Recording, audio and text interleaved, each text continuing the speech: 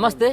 నిన్న ఈరోజు ఒక చర్చ నడుస్తుంది. ముఖ్యంగా అదాని కంపెనీలతోటి రేవంత్ రెడ్డి కుమ్మక్క అయిపోయిండు. రేవంత్ రెడ్డిని అరెస్ట్ చేయాలంటూ బీఆర్ఎస్ పార్టీకి సంబంధించినటువంటి నేతలందరూ కూడా, ముఖ్యంగా కేటీఆర్ కావచ్చు, హరీష్ రావు, వీళ్ళిద్దరు కూడా చెప్తా ఉన్నటువంటి మాట. మరొక పక్కన కల్వకుంట్ల కవిత కూడా ఈ విషయం పైన స్పందించడం జరిగింది. దీంట్లో ఉన్నటువంటి రేవంత్ రెడ్డిని ఎట్టి పరిస్థితుల్లో కూడా వదలకూడదని చెప్పేసి ఆమె చేస్తున్నటువంటి వ్యాఖ్యలు కూడా ఇప్పుడు దుమారం రేగుతూ ఉన్నాయి. దీనిపైన మాట్లాడదాం. మనతో పాటు కాంగ్రెస్ పార్టీ నాయకులైనటువంటి చరణ్ కౌశిక్ గారితో. అన్న నమస్తే. నమస్తే.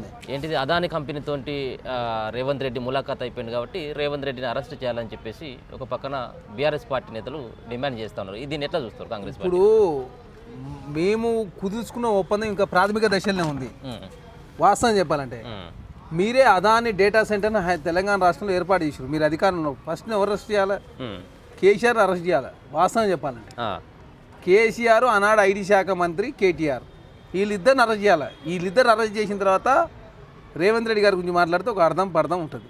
మేము అదాని గారితో జస్ట్ విదేశాల్లో పోయినప్పుడు తను తెలంగాణ రాష్ట్రంలో కంపెనీలు పెడతాని చెప్పేసి ఒప్పందం కూర్చుకున్నమాట వాస్తవం. దానికి కాంగ్రెస్ పార్టీ ఇప్పటికి కట్టుబడింది. కానీ మీరు 10 సంవత్సరాల కాల అధికారం ఉన్నప్పుడు అదాని డేటా సెంటర్ తెలంగాణ రాష్ట్రంలో ఉంది, హైదరాబాద్లో. మరి అదాని డేటా సెంటర్కి ఇచ్చిన ముదిగాలు అరెస్ట్ చేయాలన్నా? ఏది జస్ట్ ఒప్పందం చేసుకున్న అరెస్ట్ చేయాలన్నా? అంటే టీఆర్ఎస్ పార్టీ తెలంగాణ రాష్ట్రం తప్పుదో పట్టించే ప్రయత్నమే జరుగుతూ ఉంది. ఇక్కడ చట్టబద్ధ వ్యాపారం కల్వకుంట్ల కవిత చేసినా, కేటీఆర్ గారు చేసినా, కేసీఆర్ గారు చేసినా మేము ఆహ్వానిస్తున్నాం అని చెప్పేసి మా ముఖ్యమంత్రి గారు చాలా స్పష్టంగా ఆహ్వానించిండు. మీరు చట్టబద్ధ వ్యాపారం ఎవరు చేసినా, అదే చట్టవిరుద్ధ వ్యాపారం అదాని చేసినా, అంబానీ చేసినా, ఎవరు చేసినా కూడా ఉపేక్షించే పరిస్థితి తెలంగాణ రాష్ట్రం ఉండదని చెప్పేసి ముఖ్యమంత్రి గారు చాలా స్పష్టంగా ప్రకటించిన తర్వాత అనవసరంగా కల్వకుంట్ల కవిత అయినా, కేటీఆర్ గారిని తప్పుడు ఆరోపణలు చేసే ప్రయత్నం, అదాని పేరు మీద లగచర్ల ఇష్యూని డైవర్ట్ చేసే ప్రయత్నం బీఆర్ఎస్ పార్టీ చేస్తున్నారు. చాలా స్పష్టంగా కనపడతాం. ఇప్పుడు మీరు కేసీఆర్ గురించి పదే పదే ముఖ్యమంత్రి మాట్లాడుతూ ఉన్నాడు. మీ కాంగ్రెస్ పార్టీ నాయకులు మాజీ ముఖ్యమంత్రి కేసీఆర్ ముచ్చట తీయకుండా అసలు మాట్లాడేటువంటి పరిస్థితి లేదు. కేసీఆర్ మౌనంగా ఉంటేనే తట్టుకోవట్లేదు, బయటకు వచ్చినట్టయితే మీ లాగులు తడుస్తే కాంగ్రెస్ పార్టీ వాళ్ళే అంటా ఉన్నారు. ఎవరు? కేటీఆర్ అంటా ఉన్నాడు. ఇప్పుడు కేటీఆర్, హరీష్ రావు సంవత్సరం కాలే కాంగ్రెస్ ప్రభుత్వం వచ్చి. మేము ఇంత అద్భుతంగా చెప్పిన మాట ప్రకారం 130 హామీలు నెరవేర్చింది ఇప్పటివరకు.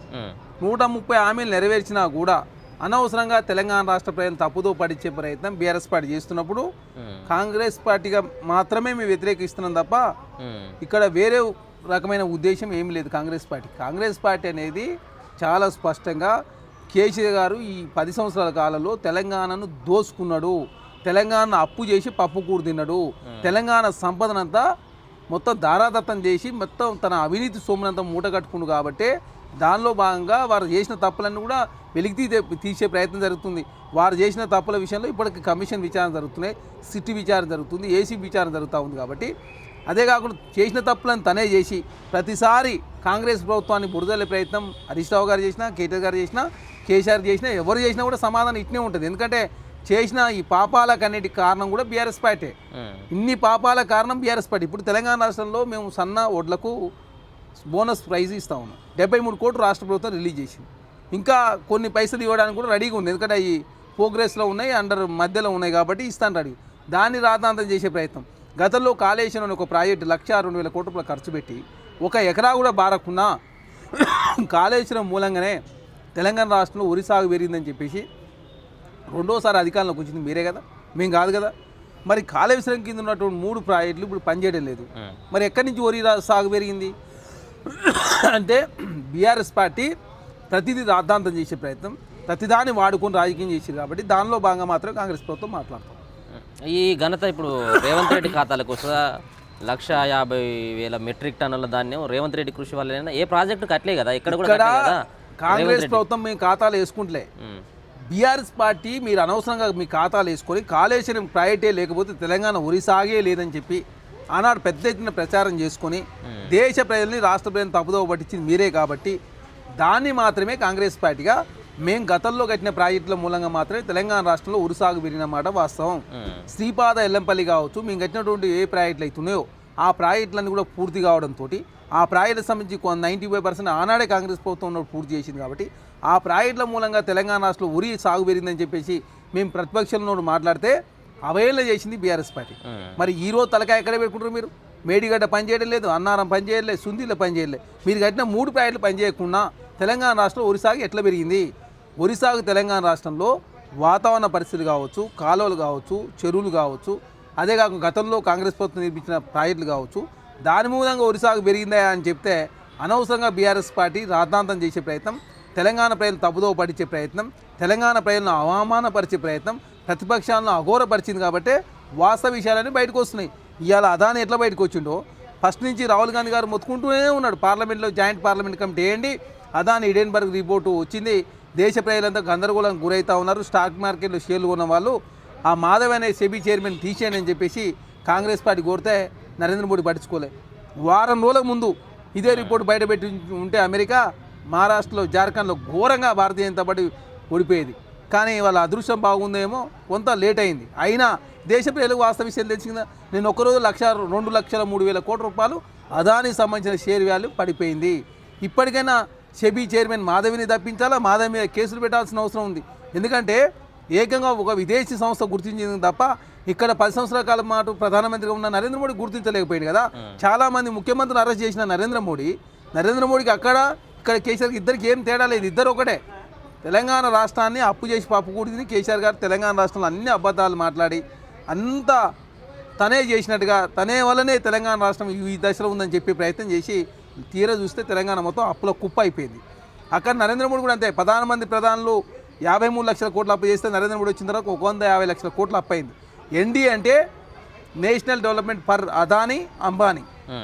ఎన్డీఏ అంటేనే నేషనల్ డెవలప్మెంట్ అదానీ అంబానీ అనే ఒక దానిలో భాగంగా ప్రభుత్వ రంగ సంస్థలన్నీ కూడా అదానికి అప్పచెప్పడంతో ప్రపంచ కుబేర్లలో 3వ స్థానం. 2014 ముందు 603వ స్థానంలో ఉన్న అదాని 2014 తర్వాత 3వ స్థానానికి ఏ విధంగా పోతాడు అంటే క్రోనీ క్యాపిటలిజం అని భారతీయ జనతా పార్టీ నరేంద్ర మోడీ గారు ఎంకరేజ్ చేసి ఏకంగా మొన్న జరిగిన ఎలక్షన్లో 60,000 కోట్ల రూపాయలు భారతీయ జనతా పార్టీ ఖర్చు పెట్టింది. 2019లో జరిగినటువంటి ఎలక్షన్లనేమో 25,000 కోట్ల రూపాయలు, మొన్న జరిగిన ఎలక్షన్లో 60,000 కోట్ల రూపాయలు భారతీయ జనతా పార్టీ ఒక్కడే ఖర్చు పెట్టిందంటే అదంతా కూడా అదాని అంబానీ సమకూరుస్తుంది. కాబట్టి వారికి మేలు కోసం భారతీయ జనతా పార్టీ పనిచేస్తాం. మీరు సంబరాలకు సిద్ధమవుతున్నటువంటి దశ, ఇప్పుడు సంవత్సర కాలం పూర్తి అవుతున్నటువంటి సందర్భంలో మీరు ఇచ్చిన ఏమో హామీలు 100 రోజులలో అమలు చేస్తామని చెప్పేసి మీరు మేనిఫెస్టో పెట్టినటువంటి సంవత్సరం పూర్తి అవుతూ ఉంది. మీరు ఇచ్చినటువంటి హామీల్లో కనీసం సగం కూడా నెరవేర్చలేదు. ఎందుకు ఇప్పుడే జబ్బలు జరుచుకోవడం, ఇప్పుడే సంబరాలకు సిద్ధం అయిపోవడం? అంటే ఈ 10 నెలల కాలంలో కాంగ్రెస్ పార్టీ ఏం చేసింది ప్రభుత్వము, మేము అధికారంలోకి వచ్చిన తర్వాత గతంలో 10 సంవత్సరాల్లో కేసీఆర్ గారు చేసింది ఏంది, మేము ఈ 10 నెలల కాలంలో మేము చేసింది ఏంది అనేది చెప్పే ప్రయత్నం. గతంలో కేసీఆర్ గారు చేసింది 11,000 కోట్ల రూపాయలు రుణమాఫీ చేసింది 5 సంవత్సరాల కాలంలో. తర్వాత ఏదో కొంచెం చేశారు. మేము ఒకేసారి 18,000 కోట్ల రూపాయలు రుణమాఫీ చేసినాం. మరి చెప్పుకోవద్దా? మీరు 10 సంవత్సరాల్లో మీరు ఇచ్చిన ఉద్యోగాలు 30,000, మీరు పేపర్ లీకు 13 పేపర్లు అయినాయి. మేము వచ్చిన తర్వాత 50,000 ఉద్యోగాలు ఇచ్చినాం, 22,000 మంది టీచర్లకు ప్రమోషన్లు ఇచ్చినాం. మేము వచ్చిన తర్వాత టెట్ నిర్వహించినాం, డిఎస్సి నిర్వహించినాం, గ్రూప్ 2 నిర్వహించినాం, గ్రూప్ 4 నిర్వహించినాం, గ్రూప్ 1 నిర్వహించినాం. తెలంగాణ రాష్ట్రంలో ప్రజాస్వామ్యం ఉండాలని చెప్పేసి ఇందిరాపార్క్ దగ్గర ధర్నా చౌక్ ప్రారంభించినాం. తెలంగాణకు 10 సంవత్సరాల కాలం పాటు గీతమే లేదు. అందశ్రీ గారి గీతాన్ని తెలంగాణ గీతంగా ప్రకటించుకున్నాం. టీఎస్ ప్లేస్లో టీజీ తీసుకొచ్చినాం. తెలంగాణ రాష్ట్రంలో స్కిల్ యూనివర్సిటీ వచ్చింది, స్పోర్ట్స్ యూనివర్సిటీ వచ్చింది.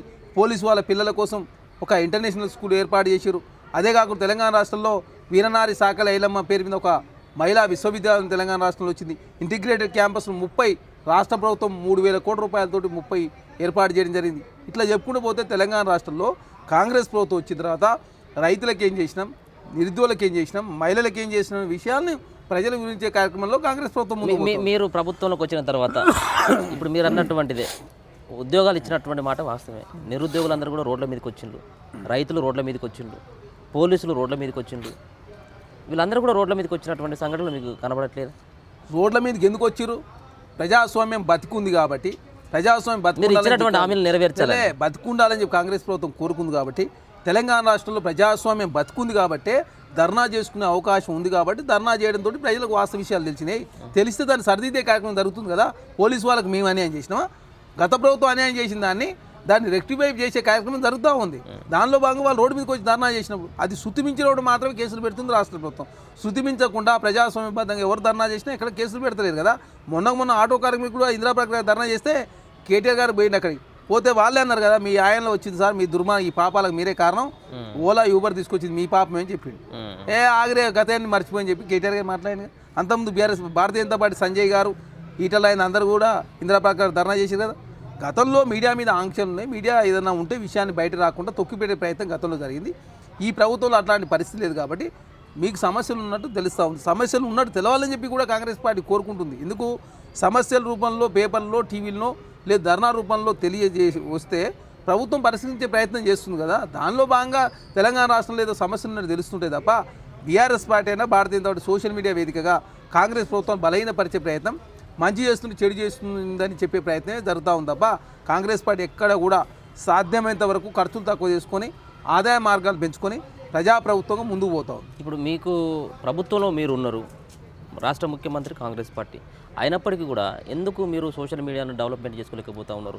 రెండో అంశం ఏంటిదంటే వాళ్ళ యొక్క సరే వాళ్ళు పోస్టులు పెట్టినటువంటి వాటిని ఎందుకు తిప్పలి కొట్టేటువంటి ప్రయత్నం చేయట్లేదు? మీరు మంచి చేస్తే మంచి చేసినామని చెప్పేసి చెప్పేటువంటి ప్రయత్నం ఎందుకు చేయట్లేదు? మీ సోషల్ మీడియా వీక్గా ఉందా, లేకపోతే అసలు మాట్లాడేటువంటి నాయకులు మీ కాంగ్రెస్ పార్టీలో కరువు అయిపోయిందా? కాంగ్రెస్ పార్టీలో నాయకులు లేక కాదు, నెలకు 6 రూపాయలు ఖర్చు పెడతాను పైసలు లేవు మా కాడ. వాళ్ళు 6 కోట్ల రూపాయలు ఖర్చు పెడుతున్నారు. నేను ఒక్కొక్క ఛానల్కి 20 లక్షల రూపాయలు ఇస్తూ దుబాయ్లో ఏకంగా దుబాయ్ కేంద్రంగా తెలంగాణ రాష్ట్రంలో బీఆర్ఎస్ పార్టీ విష ప్రచారం చేసే ప్రయత్నం చేస్తుంది. 30 ఛానళ్ళు ఇంటూ 20 లక్షలు 6 కోట్ల రూపాయలు. తప్పని చెప్పకుండా ఒప్పుని చెప్పకుండా ఒప్పును తప్పని చెప్పే ప్రయత్నం బీఆర్ఎస్ పార్టీ చేస్తుంది. కాకపోతే మా నాయకులంతా కూడా బిజీ ఉన్నారు. ఎందుకంటే ప్రజావాణి కావచ్చు, సమస్యలు రకరకాల సమస్యలు కాబట్టి ఆ సమస్యలను పరిష్కరించే దానిలో కాంగ్రెస్ ప్రభుత్వం ముందుకు పోతుంది తప్ప వాళ్ళలాగా లేని ఉన్నట్టుగా ఉంది లేనుగా కాంగ్రెస్ ప్రభుత్వం ఇప్పుడు కూడా ప్రచారం చేసుకోదు. వాస్తవాలు చెప్పే ప్రయత్నం కాంగ్రెస్ పార్టీ చేస్తూ ఉంది. ఇప్పుడు ప్రజాభవన్ కూడా ఎత్తేసినట్టుంది కదా, మొత్తం ప్రజా సమస్యల కోసం మేము దాన్ని ఓపెన్ చేసినాం, ఎప్పటికది 24 గంటలు డోర్లన్నీ తెరిసే ఉంటాయని చెప్పేసి వారానికి 2 సార్లు జరుగుతాయి. ఎక్కడ అసలు ప్రజలు కూడా ఫిర్యాదులు ఇచ్చేందుకు కూడా సుముఖంగా ఉండట్లేదు. ఎందుకంటే వాళ్ళు ఒక్కొక్కరు 4-5 సార్లు జిల్లాల నుంచి వస్తూ ఉన్నారు, సమస్యలు పరిష్కారం కావట్లేదు అని చెప్పేసి వాళ్ళు వచ్చి బహిరంగంగా చెప్తా ఉన్నారు. ఇప్పుడు సమస్యలు పరిష్కారం ఏది చేస్తారు, సమస్యలు పరిష్కారం కానీ ఉంటాయి, అన్నిటికీ అన్ని పరిష్కారం కావు. అక్కడ ఒకసారి వెబ్సైట్ ఓపెన్ చేసుకోండి, రోజు పేపర్ కూడా ఈనాడులో వస్తుంది, కాలం కూడా ఎన్ని కంప్లైంట్లు వచ్చినా, ఎన్ని పరిష్కరించినా, ఎన్ని చేయలేకపోయినా అని చెప్పేసి ప్రకటన రూపంలో కూడా ఇస్తూ ఉంది. మంగళవారం శుక్రవారం ప్రజాభవన్లో ప్రజాభవన్ జరుగుతూ ఉంది. గాంధీ భవన్లో వారానికి ఒక మంత్రి వస్తూ ఉన్నారు. నిన్ననే బట్టి విక్రమార్క గారు వచ్చారు, అంతకుముందు శ్రీధర్బాబు గారు వచ్చారు, అంతకుముందు ఉత్తమ్ కుమార్ రెడ్డి గారు వచ్చారు. కాబట్టి ఎక్కడైనా సమస్యలు పరిష్కరించే దానిలో కాంగ్రెస్ ప్రభుత్వం ముందుకు పోతూ ఉంది. కలెక్టర్లు కూడా వారు ప్రజాభవన్ నిర్వహిస్తూ ఉన్నారు. కాకపోతే గత 10 సంవత్సరాల కాలంలో పేరుకుపోయిన సమస్యలను పరిష్కరించే దానిలో కాంగ్రెస్ ప్రభుత్వం ముందుకు పోతూ ఉంది. సర్పంచ్లకు సంబంధించి 1560 కోట్ల రూపాయలు గత ప్రభుత్వం బాకీ ఉంటే ఈ ప్రభుత్వం 560 కోట్ల రూపాయలు చెల్లించింది కూడా. ఇంకా మిగతాయి కూడా చెల్లించే దానిలో ఆల్రెడీ నిధులు సమకూర్చే ప్రయత్నం కాంగ్రెస్ ప్రభుత్వం చేస్తూ ఉంది. చాలా రోజులుగా నుంచి చెప్తా ఉన్నారు, కేసీఆర్ అరెస్టు, హరీష్ రావు అరెస్ట్ కావచ్చు, కేటీఆర్ అరెస్ట్ కావచ్చు, వీళ్ళందరూ కూడా అరెస్ట్ అయిపోతూ ఉన్నారు, రేపే మాపే అన్నటువంటి ప్రక్రియలు చాలా చూస్తూ ఉన్నాం. చాలా ఆరోపణలు కూడా మీ కాంగ్రెస్ పార్టీ వాళ్ళు చేయడం జరిగింది. రెండో అంశం వచ్చినట్టయితే గతంలో గత సర్కారు చాలా అవినీతి చేసిందని చెప్పేసి చాలా రకాలుగా మీరు మాట్లాడినటువంటి మాటలు. ముందుగా కేటీఆర్ అరెస్ట్ అవుతాడా? ఇప్పుడు వచ్చినటువంటి కొత్తగా తెర మీదకి వచ్చినటువంటి అదాని కుంభకోణంలో రేవంత్ రెడ్డి అరెస్ట్ అవుతాడా? అదాని కుంభకోణంలో రేవంత్ రెడ్డి గారికి ఏం సంబంధం? మేమేమన్నా అదానికి ఏమన్నా ఒప్పందాలు దావోసులు చేసుకున్నటువంటి ఒప్పంద పత్రాలు చాలా మంది ఒప్పందాలు చేసుకుంటారు. ఒప్పందాలకు పనికి తేడా ఉంటుంది. రాష్ట్ర ప్రభుత్వం నుంచి ఏమైనా అదానికి పైసలు ఇచ్చినప్పుడు, రాష్ట్ర ప్రభుత్వం నుంచి ఏదైనా అలొకేషన్ చేసినప్పుడు తను నిబంధనలు ఉల్లంఘిస్తే కదా జరిగేది. ఇంకా ఎక్కడ ప్రాథమిక దశలనే జస్ట్ వారి అగ్రిమెంట్ జస్ట్ ఒప్పందం మాత్రమే చేసుకున్నారు.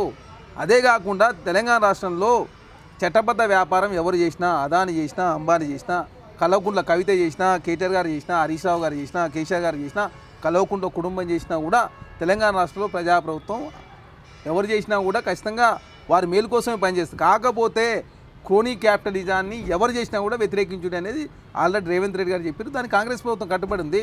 అంటే లేని ఉన్నట్టుగా పెట్టుబడులు పెట్టకుండా ప్రభుత్వ రంగ సంస్థ అపరంగా దూసుకునేదానికి కాంగ్రెస్ ప్రభుత్వం వ్యతిరేకం. తెలంగాణ రాష్ట్ర అభివృద్ధి కోసం, తెలంగాణ రాష్ట్రంలో ప్రజల మేలు కోసం కాంగ్రెస్ ప్రభుత్వం పనిచేస్తూ ఉంది. దానిలో భాగంగా తెలంగాణ రాష్ట్రం ఎవరు పెట్టుబడి పెట్టినా ఆహ్వానించడానికి సిద్ధంగా ఉన్నాం కాబట్టి ఆహ్వానించడం. మొన్ననే స్కిల్ యూనివర్సిటీకి 100 కోట్ల రూపాయలు సిఎస్ఆర్ కార్పొరేట్ సోషల్ రెస్పాన్సిబిలిటీ కింద వారు 100 కోట్ల రూపాయలు ఇవ్వడం జరిగింది. వారి నుంచి మనం తీసుకున్న మన నుంచి వారికి ఇవ్వలే కదా. దానిలో ఎందుకు అనవసరంగా బీఆర్ఎస్ పార్టీ అంటే బీఆర్ఎస్ పార్టీ గతంలో చేసిన తప్పులన్నీ చేసి ఇప్పుడు కాంగ్రెస్ ప్రభుత్వం బురదలే ప్రయత్నం బీఆర్ఎస్ పార్టీ చేస్తూ ఉంది.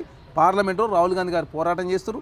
రేపు సోమవారం నుంచి పార్లమెంట్ జరగబోతూ ఉంది. ఖచ్చితంగా జాయింట్ పార్లమెంట్ కమిటీ వేయాలని, అదే కాకుండా మాధవ్ని తొలగించాలని సెబీ చైర్మన్, ఇవన్నీ కూడా కాంగ్రెస్ ప్రభుత్వం పార్లమెంట్లో లేవనెత్తారు. ఖచ్చితంగా అదాని విషయంలో దేశ ప్రజలకు అర్థమైంది. నరేంద్ర మోడీకి అదానికి ఉన్నటువంటి ఒప్పందం, అదాన్ని కాపాడే ప్రయత్నం నరేంద్ర మోడీ చేస్తున్న విషయం రాహుల్ గాంధీ గారు మాట్లాడిన మాటలు నిజమవుతాం. లగచర్ల ఘటనకు సంబంధించిన అంశంలో కేటీఆర్ కూడా ఉన్నాడని చెప్పేసి పదే పదే మీరు ఆరోపించడం జరుగుతూ ఉంది. కేవలం మాటల వరకు మాత్రమే పరిమితం. కేటీఆర్ పైన చర్యలు తీసుకున్నటువంటివి కూడా ఎక్కడ కూడా శూన్యమే. నిన్న ఈ రోజు కేసీఆర్ పేరు కూడా 10 కోట్ల రూపాయలు సమకూర్చిండు, అక్కడ సురేష్ అన్నటువంటి వ్యక్తికి సహకరించిండు అన్నటువంటి వార్తలు కూడా వస్తూ ఉన్నటువంటి సందర్భం. ఏమైనా ఉంటుందా కాంగ్రెస్ పార్టీ అటువంటి చర్యలు ఏమైనా తీసుకునే అవకాశం ఉంటుందా? 10 కోట్ల రూపాయలు తీసుకుందంటే ఎక్కడి నుంచి వచ్చిన సమాచారం? పోలీసు వాళ్ళు ఇంట్రాగేషన్ చేస్తున్నప్పుడు ఒక్కొక్క విషయాలు బయటకు వస్తూ ఉన్నాయి. అంతకుముందు ఇంట్రాగేషన్ చేసే ప్రాథమిక దశలో ఉంది కాబట్టి అన్ని వాస్తవ విషయాలు బయటకు వచ్చినప్పుడు ఆ కేసులో ఉన్నటువంటి ఎవరినైనా అరెస్ట్ చేయడానికి ప్రభుత్వం సిద్ధంగా ఉంటుంది. ఫస్ట్ నుంచి చెప్తుంది దీని వెనక కేటీఆర్ ఉండనే విషయం ఇప్పుడిప్పుడే నిర్ధారణ అవుతూ ఉంది. ఫస్ట్ మేము చెప్పినప్పుడు కేటీఆర్ కేసు సంబంధం అన్నారు. ఇప్పుడు ఏకంగా బీఆర్ఎస్ పార్టీ 10 కోట్ల రూపాయలు నిధులు సమకూర్చిందని. ఎందుకు? వారికి ఎఫ్డీ చేసిన 1200 కోట్ల రూపాయల్లో 10 కోట్ల రూపాయలు సమకూర్చిందనే విషయం బయటకు వస్తూ ఉంది. అంటే వాస్తవ విషయాలన్నీ బయటకు వస్తూ ఉన్నాయి. అదే కాకుండా ఆ కేసులో ఉన్నటువంటి పట్నానంద్ అరెస్ట్ అయ్యారు, సురేష్ అరెస్ట్ అయ్యారు, యాదవ్ అరెస్ట్ అయ్యారు, బీఆర్ఎస్ పార్టీ సంబంధించి 17 మంది కూడా అరెస్ట్ అయ్యారు. ఖచ్చితంగా అక్కడ ఇప్పటివరకు ప్రాథమిక దశలో ఉంది ఇండస్ట్రీ. ఇప్పుడు ఇంకా నోటిఫికేషన్ కాలేదు. అదే కాకుండా ఎవరి భూములు కూడా తీసుకోలేదు. కానీ అనవసరంగా బీఆర్ఎస్ పార్టీ రాతాంతం చేసే ప్రయత్నం, అక్కడ రైతుల పేరు మీద ముసుగులో బీఆర్ఎస్ పార్టీ ఏకంగా కడా అధికారి వెంకటరెడ్డి గారిని, అదే కాకుండా కలెక్టర్ ప్రతీక్ జైన్ గారిని అంతమంది ఇచ్చే కుట్రను పోలీసు వాళ్ళు ఛేదిస్తూ ఉన్నారు. ఛేదించే క్రమంలో ఖచ్చితంగా అలా కేటీఆర్ గారు ఉన్నా, కేసీఆర్ ఉన్నా, బీఆర్ఎస్ పార్టీ సంబంధించి ఎవరున్నా ఇంకెవరున్నా కూడా ఖచ్చితంగా అరెస్ట్ చేసే దానిలో ఖచ్చితంగా పోలీసు వాళ్ళు ముందే ఉంటారు తప్ప వెనుకపోయే ప్రసక్తి లేదు. అనవసరంగా గిరిజనుల పేరు మీద, ఆదివాసుల పేరు మీద రాజకీయం చేసే ప్రయత్నం బీఆర్ఎస్ పార్టీ చేసింది. దానిలో ఘోర వైఫల్యం చెందింది BRS party. Okay, right, thank you.